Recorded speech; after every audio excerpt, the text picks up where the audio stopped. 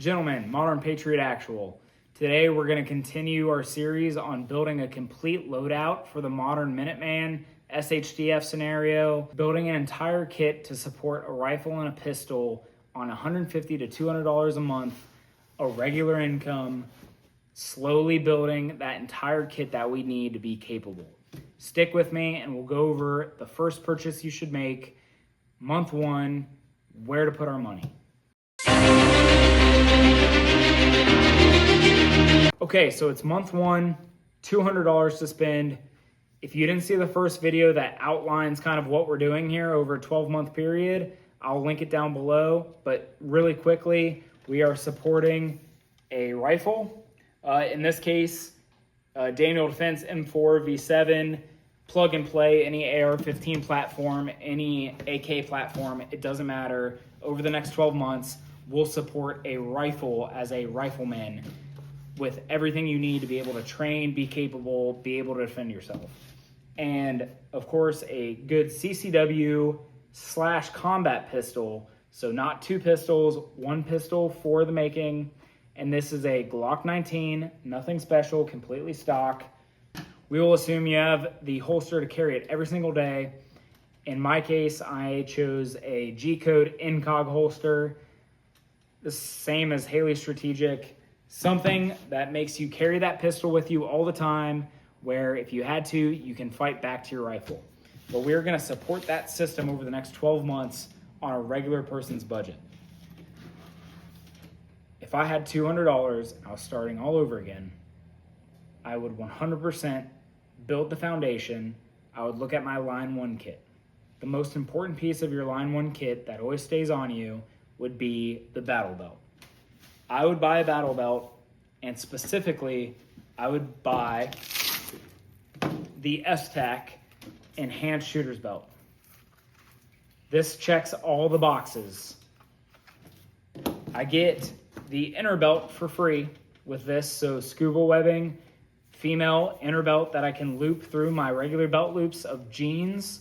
I can throw this on over gym shorts if I had to, and then I marry up the outer belt with the male Velcro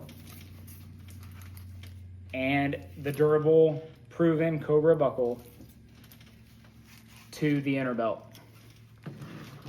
So I get a very sturdy, very capable system that I can now build and attach everything I need to run my line one out.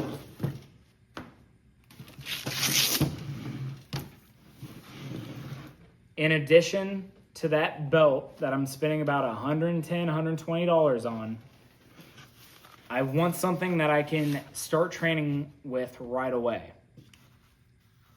I would go with the 2+1 Esstac pistol and rifle mag pouch. So just like it says, I'm getting a 2-in-1 here. This is the gap version, so I've got a gap between each mag where I can index that mag very well and have space as I pull that mag out. I get it all in one package. It's very secured to the belt system, and I can start training right away. So if I pick this belt up and I wanted to adjust it to myself, real quick, we'll go through a quick setup on how to do that.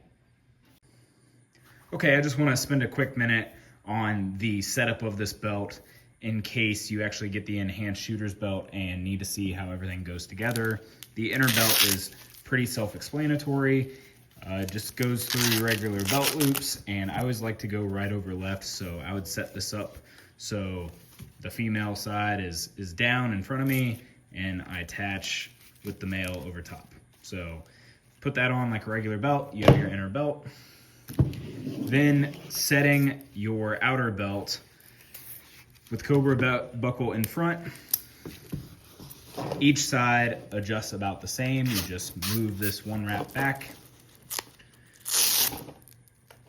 Take this down, slide the Cobra buckle either shorter or longer, depending on what you need with your sizing, and get a good mate with the Velcro there. Then just use that Velcro one wrap to keep that gap minimal. If you've got a larger gap right there, you could probably do without if you're all the way tightened down on whatever size belt you got. So that's all it takes to get your sizing right. And then when you are attaching something like a 2+1, even just a single pistol, double pistol, or rifles, with the one wrap here, just show you how one goes, and then you can do the rest the same way.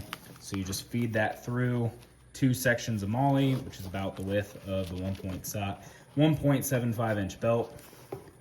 I bring the top over, get it nice and tight, tuck it underneath, and then keeping it tight, one wrap over, and I tuck this down.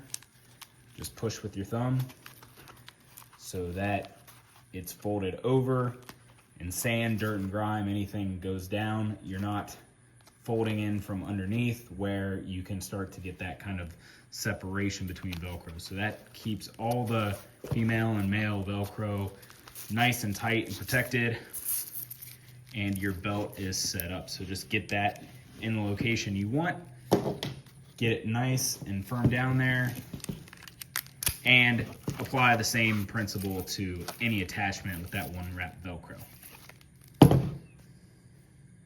Okay, now that you've got that belt set up to you, and so that it's adjusted properly, whether you go with, they've got lots of options, extra small, small, extra medium, small, medium, whatever. They've got lots of different options. Just follow their directions, measure yourself properly, get something right in the middle. But very easy to adjust, to go in and out a few inches, not a big deal. I went with Ranger Green because I live in Southeast Ohio. We've got green here 80% of the year. It's the color that fits with everything. It's not a specialty camo color. It doesn't stick out in any environment that I have here throughout the year. If I was more out west, I'd probably go with a Coyote, but solid colors are always a very safe play when it comes to choosing a color that camouflages yourself throughout different environments. Multicam here in the fall and dead of winter sticks out like a sore thumb. So pick your poison there, not a big deal. Don't waste time worrying about what camo color. All right, so real quick, let's talk about the 2+1. You've got Kydex inserts here that give you great retention on pistol mags, so they're not dropping out. And rifle mags, holds on to multiple different rifle mags. P-mags work fine in here too, but that thing is nice and tight. It's not coming out, and if anything, it's a little stiff at first, and then as you get your reps in, you go in and out, just like you go in and out, loosens up a little bit, you're good.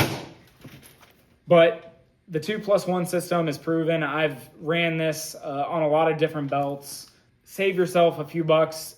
You don't need MOLLE on the outside unless you're gonna double stack things, which if you are, just buy the double stack.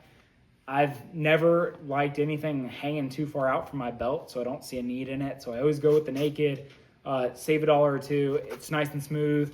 It also, doesn't get caught up on anything. So that's always a plus. You don't get things snagging on it. You'd be surprised how many carabiners or quick clips will find their way into an empty MOLLE kind of row if you've got it on there and you don't really need it. So I prefer the naked. Esstac makes great gear. Go look at the reviews yourself, but this is proven. This has been around a long time. I really like the Esstac gear. I don't lose any sleep at all on spending $170 on this setup for our first month. And next month, we're going to round out this kind of line 1 gear, and we're going to be ready to enter a training evolution, to sign up for a training course before you know it. Okay, guys, just like everything else on this channel, very sleek, very purposeful. We don't like doing anything too fancy. It's simple. It serves its purpose. You're going to be happy if you buy something like this. If I was buying my kit all over again, I would buy line 1. I'd get that squared away first before buying fancy, flashy, gimmicky things. Get yourself a great belt. Buy once, cry once, and you won't regret it. So Esstac Enhanced Shooter's Belt, pick one up. If you like this kind of thing, like, subscribe. I'm going to be putting out more content like this, and we're going to be continuing this series over the next 12 months on how to build a complete kit for about $200 a month. I hope you enjoyed it. Thanks for watching. See you next time. Modern Patriot Actual out.